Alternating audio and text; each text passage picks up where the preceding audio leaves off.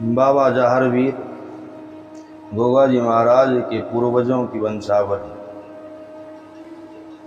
कहते हैं कि 7वीं शताब्दी के आसपास भारतवर्ष में मरुभूमि को राजधानी राजस्थान प्रांत में सांभर के राजा गंगाराव चौहान राज्य करते थे। राजा बहुत ही सुंदर, हष्टपुष्ट शरीर, अस्त्र शस्त्र विद्या में निपुण, अचूक निशानेबाज थे। साथ ही परम दयालु, न्यायी और शिकार खेलने की शौकीन थे। सेना भी काफ़ी बड़ी थी और ईश्वर कृपा से खजाना भी भरपूर था, परंतु औलाद न होने के कारण राजा रानी बड़े दुखी रहते थे।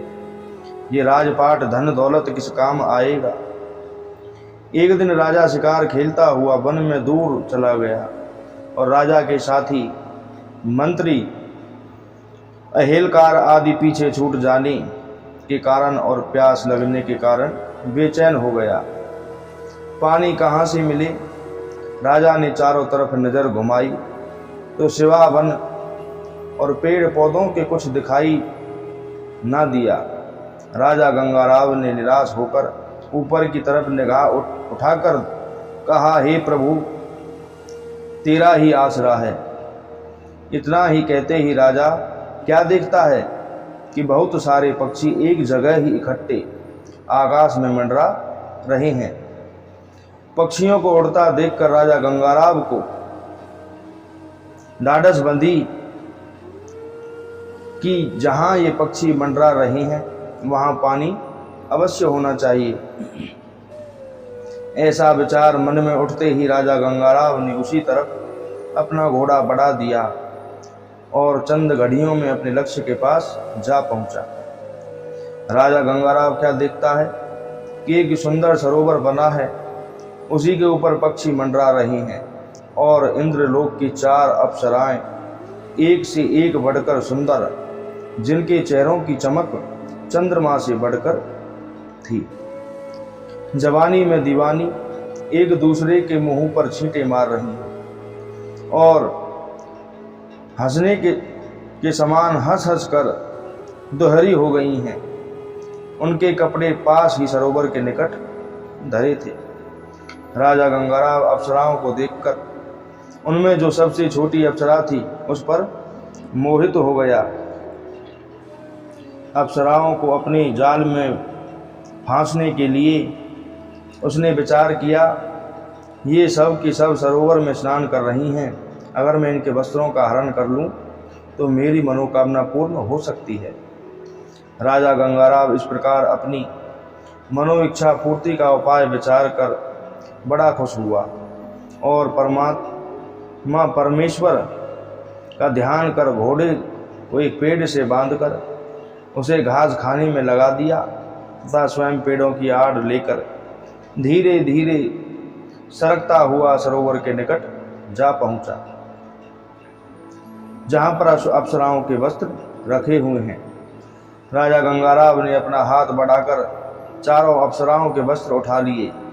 जैसे ही राजा गंगाराव ने अपनी पीठ मोड़ी, अप्सराओं की नज़र राजा की बगल में दबे हुए वस्त्रों पर जा पड़ी।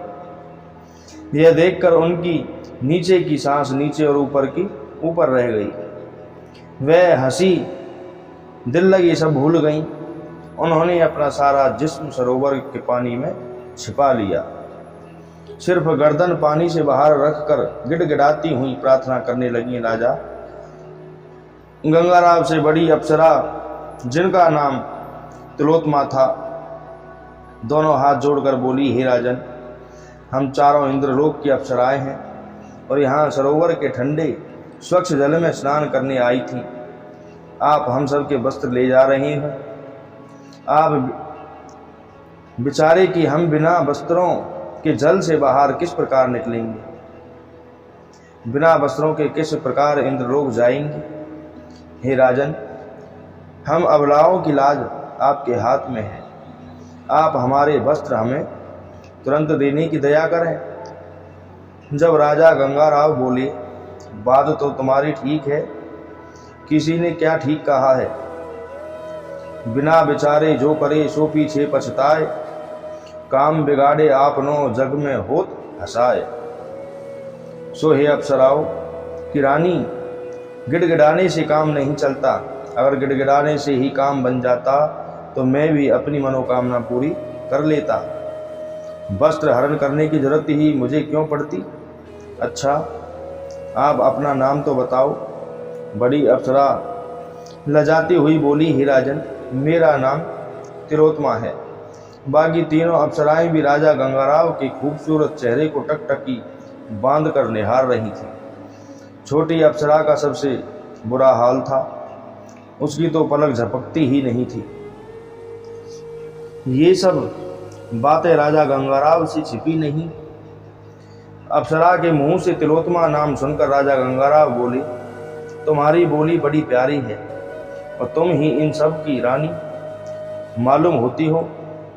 मैंने सुना है कि इंद्रलोक की अप्सराएं नाचने गाने में बड़ी निपुण होती हैं, क्या ये बात ठीक है? बड़ी अप्सरा तिलोत्तमा बोली, पहले आप हमें हमारे वस्त्र देने की कृपा करें, हमें ठंड लग रही है। वस्त्र पहनने के बाद आपको गाना भी सुनवा देंगी और नृत्य भी कर देंगी।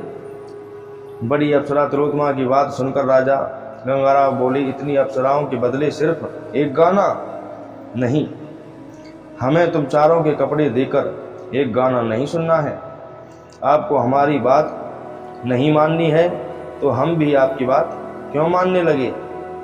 अगर तुम्हें अपने वस्त्र लेकर अपनी लाज बचानी होती और ठंड से बचना होता तो हमारी बात मानकर फैसला कर लेती। गाना क्या हमें नहीं आता? आप जैसा भी राग सुनाना चाहें और जितनी तरह का मैं तुम्हें सुना सकता हूँ। अच्छा, जब हमारा तुम्हारा कोई फैसला होता नजर नहीं आता तो मैं चलता हूँ। राजा गंगाराव की बात सुनकर चारों अप्सराओं को कपकपी आ गई। उनकी आंखों के आगे अंधेरा छा गया। वे चारों ही गिड़गिड़ाकर एक साथ बोली, कृपा कर हमें बताइए कि हमारे वस्त्र देने में आपकी क्या शर्त है और आप हमसे क्या चाहते हैं। हमारे बस की जो भी बात होगी हम सब वादा करती हैं कि उसे ज़रूर मान लेंगी। अप्सराओं की घबराहट देखकर राजा गंगाराव बोले, आपने वादा किया है कि आप मेरी शर्त मान लेंगी तो मैं आपको बताने में हर्ज नहीं समझता। मैं आपसे सिर्फ ये चाहता हूँ कि आप में जो ये सबसे छोटी अप्सरा है, इनकी कजरारी आँखों ने मेरे हृदय को छलनी कर दिया है। मैं चाहता हूँ कि एक तो इनका नाम मुझे बताया जाए, दूसरा मैं इनके साथ शादी करके इन्हें अपनी महारानी बनाना चाहता हूँ। मेरी सिर्फ यही इच्छा है। अगर आप मेरी मनोकामना की पूर्ति कर देती तो मुझे आप लोगों के वस्त्र देने से कतई इनकार नहीं है, कोई ऐतराज नहीं है। राजा गंगाराव की बात सुनकर बड़ी अप्सरा तिलोत्तमा बोली, हे राजन, ये जो सबसे छोटी अप्सरा है ना, इसका नाम है उर्वशी और ये नाचने में कमाल करती है। ये सारे इंद्रलोक की शान है। इसे हम आपके पास छोड़ जाएं तो राजा इंद्र हमें जिंदा ही जमीन में गड़वा देंगे। हाँ, हम तीनों में से आप जिसे कहें वो आपके पास रुक जाएगी। इसे तो आप हमारे साथ चलकर और अपना गाना सुनाकर राजा इंद्र को खुश करके ही उनसे मांग कर ला सकते हैं। अप्सरा तिलोत्तमा की बात सुनकर राजा गंगाराव ने चारों अप्सराओं को कसम धर्म उठाने के बाद स्वर्गलोक में उनके साथ जाने की उनकी उपरोक्त शर्त मान ली और चारों अप्सराओं के वस्त्र उन्हें समर्पित कर दिए, जिन्हें उन्होंने राजा के मुंह फेर लेने पर एक दूसरे की ओट करके होशियारी से अपने अपने वस्त्र पहन लिए। चारों ने अपनी उड़न खटोले पर बैठकर अपने वजन के अनुसार राजा को भी अपने साथ बिठा लिया। राजा गंगाराव की खुशी का ठिकाना नहीं था। वह अपनी तकदीर को देख परमात्मा का ध्यान करके प्रार्थना करने लगा कि हे दीन बंधु, जहाँ इतनी दया की है कि जीते जी स्वर्ग लोक जा रहा हूँ, वहाँ इतनी दया और करुणा कि स्वर्ग लोक का राजा इंद्र मेरा गाना सुनकर प्रसन्न हो जाए और मैं इस अप्सरा उर्वशी को मेरी रानी बनने को मेरे समर्पित कर दे। इसी तरह राजा गंगाराव विचार मगन उड़न खटोले में बैठा जा रहा था कि स्वर्ग लोक के सुंदर दरवाजे पर जाकर उड़न खटोला रुक गया। चारों अप्सराओं और राजा गंगाराव को उतार कर उड़न खटोला अपने स्थान पर खूंटी पर जा टक गया। अप्सराओं ने राजा गंगाराव को गवैये का भेष बनवाकर और स्वयं चारों नाचने वाली का भेष बना श्रृंगार कर राजा इंद्र के सभा भवन के भीतर पहुंच गई। राजा इंद्र ने इन चारों को देखते ही बहुत प्रसन्न हुआ और नृत्य करने का आदेश दे दिया। चारों अप्सराओं ने भी राजा इंद्र की आज्ञा सुनते ही अपने जिस्म को लचका लचका कर नाचना शुरू कर दिया। चारों अप्सराएं ऐसी नाची कि सारी इंद्र सभा मोहित हो गई। कोई नाच देखने वाला ये ही अंदाजा नहीं लगा पाया कि ये चारों अप्सराएं स्वर्गलोक की हैं या धरती पर नाच रही हैं। राजा गंगाराव ने भी गाने में कमाल कर दिया। उन्होंने अप्सराओं के नाच के अनुसार ही तराना गाया। राजा गंगाराव के सुरीले कंठ से तराने को सुनकर सारी इंद्र सभा मोहित हो गई। स्वर्ग लोक में चारों तरफ से वाह वाह की आवाजें गूंजने लगी। जब नाच गाना बंद हो गया तब राजा इंद्र ने नाचने वालियों को इनाम देने के बाद गवैये को बुलाकर राजा गंगाराव से कहा, हम तुम्हारा गाना सुनकर बेहद खुश हुए, बोलो तुम्हें क्या इनाम दिया जाए। स्वर्ग के राजा इंद्र के मुख से इनाम की बात सुनकर राजा गंगाराव बड़े प्रसन्न हुए और अपने दोनों हाथ जोड़कर बोले, आपको देवता की पदवी लोगों ने इसलिए दे रखी है कि आप सारे संसार को खुशियां ही बांटते रहें। हवा, पानी, धूप, छाया आदि आप ही की दी हुई जीवन क्रिया है और आप देवताओं का दिया हुआ सब कुछ मेरे पास है। फिर भी आपके भरे भंडार से जब खाली हाथ कोई जाता ही नहीं तो मैं भी क्यों निराश हो जाऊं। आपने भरी सभा में मन इच्छा वस्तु मांगने की मुझे आज्ञा दी है, सो मेरी इच्छा है कि ये जो सबसे छोटी अप्सरा उर्वशी है, इसने मेरा मन मोह लिया, सो आप उर्वशी को मुझे देने की कृपा करें। मैं इन्हें अपनी महारानी के पद पर आसीन करूंगा। मैं बागड़ देश के सांभर प्रांत का राजा गंगाराव हूँ। राजा गंगाराव की बात सुनकर राजा इंद्र के पैरों तले धरती हिल गई। उन्हें बेहद अफसोस हुआ कि इस राजस्थानी नरेश ने स्वर्ग की जो अप्सरा शोभा है उसी उर्वशी को मांगा है। इस सुंदर राजा के साथ उर्वशी चली जाएगी तो रहेगी काफी सुखी, परंतु स्वर्गलोक की अनुपम शोभा, सुषमा और कला सभी यहाँ से चली जाएंगी। उर्वशी स्वर्गलोक का मधुमय श्रृंगार है। उर्वशी के गाने को क्या भुलाया जा सकता है। राजा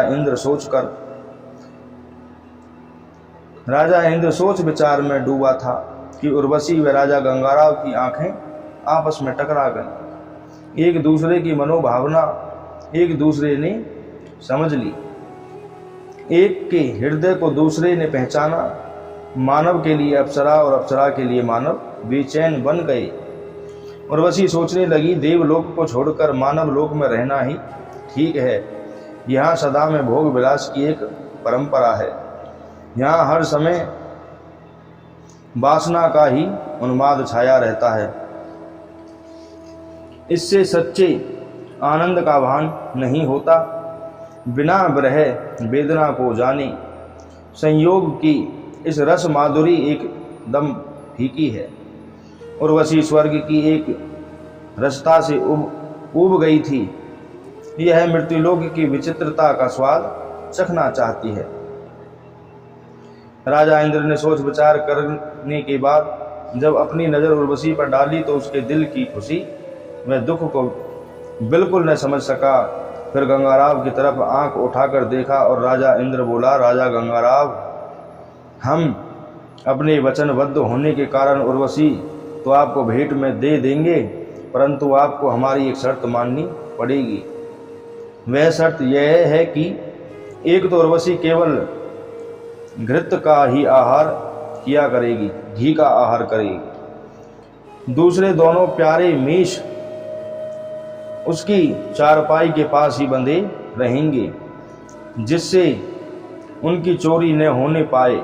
और सबसे बड़ी शर्त यह है कि वह तुम्हें जब भी नग्न अवस्था में देख लेगी, उसी क्षण वह रूपपोष हो जाएगी, रूपोष हो जाएगी। राजा गंगाराव ने बिना सोचे समझे राजा इंद्र की शर्त मान ली। राजा गंगाराव तथा अप्सरा का स्वर्गलोक से गमन हुआ। राजा गंगाराव ने उसी सरोवर के निकट विमान से उतरकर अपने घोड़े को खोला और जहां उसे बांध गए थे और गोदी में उठाकर उर्वशी को भी घोड़े की पीठ पर बिठा दिया। उसके बाद स्वयं उछलकर घोड़े पर सवार हो राजधानी की ओर चल दिए। इधर उर्वशी के जाते ही स्वर्गलोक में अंधकार सा हो गया। वसंत आया, परंतु लताओं ने उसका स्वागत नहीं किया। रसाल वृक्षों में मंजरी लगी, परंतु कोई सरसता नहीं था। कोयल बोलती थी, पर उसके कंठ में कामनियों को मोहने की योग्यता नहीं थी। गंधर्वों से यह सब वीरांगी न देखी गई। वह मृत्युलोक में उर्वशी के लौटने का उपाय सोचने लगे। गंधर्वों को विचार में छोड़ अब हम राजा गंगाराव और उर्वशी की तरफ आते हैं। दोनों हंसी खुशी मगन घोड़े की पीठ पर बातें करते अपनी राजधानी में इतनी जल्दी जा पहुंचे कि पता ही नहीं चला। जब वे राजमहल के दरवाजे पर घोड़े से उतरे तो उर्वशी ने देखा कि सोने के बने कंगुरों वाला राजमहल सूर्य की प्रभाव से चमक रहा था, जिससे उर्वशी की आंखें चौंध गईं। प्रत्येक स्थान सजावट से भरपूर था। प्रजा जन अपनी सामग्री अप्सरा उर्वशी को देखने उमड़ आई। राज परिवार उर्वशी के सत्कार के लिए अपनी आंखें बिछाने में पीछे न था।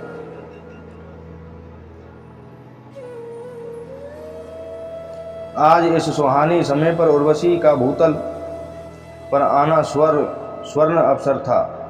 सारी नगरी में घर घर अप्सरा उर्वशी की चर्चा थी। राजा गंगाराव ने तुरंत ही कुल पुरोहित को बुलाकर अप्सरा से विधि पूर्वक ब्याह किया और गाजे बाजे के साथ सारी नगरी को दान दिया और फकीरों के लिए खजाना खोलकर मोहरें असरफी बांटकर सबसे आशीष ले लिया। प्रत्येक स्थान पर सजावट से भरपूर था। प्रजाजन अपनी सामग्री अप्सरा उर्वशी को देखने उमड़ पड़े और राज परिवार उर्वशी के सत्कार के लिए अपनी आंखें बिछाने में पीछे नहीं रहा। आज इस सुहाने समय पर उर्वशी का भूतल पर आना स्वर्ण अवसर था। सारी नगरी में घर घर अप्सरा उर्वशी की ही चर्चा थी। राजा गंगाराव ने तुरंत ही कुल पुरोहित को बुलाकर अप्सरा उर्वशी से विधि पूर्वक विवाह किया और गाजे बाजे के साथ सारी नगरी को दान दिया। फकीरों के लिए खजाना खोलकर मोहरें असरफी बांटकर सबसे आशीर्वाद लिया। अब राजा गंगाराव के दिन भी उर्वशी के साथ ऐशो आराम करते गुजरने लगे। उर्वशी अप्सरा से क्रमवार राजा को 3 राजकुमारों की प्राप्ति हुई, जिनके कारनामे अलग अलग हैं। काफी दिनों से स्वर्गलोक के गंधर्व उर्वशी को स्वर्गलोक में लाना चाहते थे। एक दिन मध्य रात्रि को मौका देखकर गंधर्व लोग एक मेष को चुराकर स्वर्ग में ले गए। उसकी करुण पुकार जब उर्वशी के कान में पड़ी तब वह रोने लगी।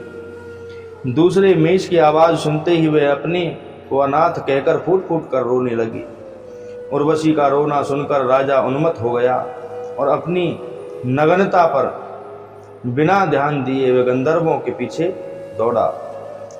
वे सब तो इसी प्रतीक्षा में ही थे कि राजा के दुर्भाग्य से अंधेरे में बिजली भी चमक उठी। राजा का नग्न शरीर उर्वशी के सामने प्रकट हो गया। उर्वशी उसी समय अंतर्ध्यान हो गई और राजा पागल हो कर उसे खोजने में ही मर गया। उसका कोई पता नहीं चला। उर्वशी ने जिन 3 राजकुमारों को जन्म दिया, इनके नाम इंद्र, चंद्र और कलेंद्र थे। जब वे तीनों राजकुमार बड़े हो गए तब उन्होंने अपनी बहादुरी से अपनी वीरता को 4 चांद लगाए और अपने लिए बड़े बड़े नगर बसाए। राजकुमार इंद्र ने इंदौर नगर को बसाकर अपनी राजधानी कायम की। चंद्र ने भी अपने नाम से चंदावर उर्फ चंदेरी और कलेंद्र ने अपने पिता के यानी गंगाराव के ही राज्य के अधिकारी बने। इनके पुत्र हुए कुंवरपाल सिंह। कुंवरपाल सिंह के अमरपाल सिंह यानी राजा उमर। उमर के पिता कुंवरपाल सिंह ने बागड़ देश पर चढ़ाई करके सांभर व ददरेवा जीतकर अपनी राजधानी बसाई। इसी लड़ाई में कुंवरपाल सिंह मारे गए, जिससे उमरपाल सिंह यानी अमर सिंह राजा बने। इनकी रानी ने 3 संतानों को जन्म दिया, जिनमें 2 लड़के, जिनका लाड़ का नाम जेवर और नेवर रखा गया। उनके असली नाम, बड़े बेटे का नाम जेवर सिंह, जोरावर सिंह और छोटे बेटे का नाम नेवर सिंह तथा बेटी का नाम छबील देव था। यूं तो राजस्थान प्रांत सदा से ही वीर भूमि रहा है। इसकी वीरता की, दोस्तों की तो बात ही क्या, दुश्मनों ने भी प्रशंसा की है। गोगाजी महाराज के ये पूर्वजों की वंशावली है। इसमें उमरपाल सिंह हुए, उमरपाल सिंह के जेवर सिंह और नेवर सिंह हुए, बेटी छबील देव हुई। आगे हम सुनेंगे सबसे प्यारा राजस्थान, कि राजस्थान की भूमि क्या है, राजस्थान की मिट्टी में ऐसा क्या है जो सारे वीर वहीं पर पैदा हुए।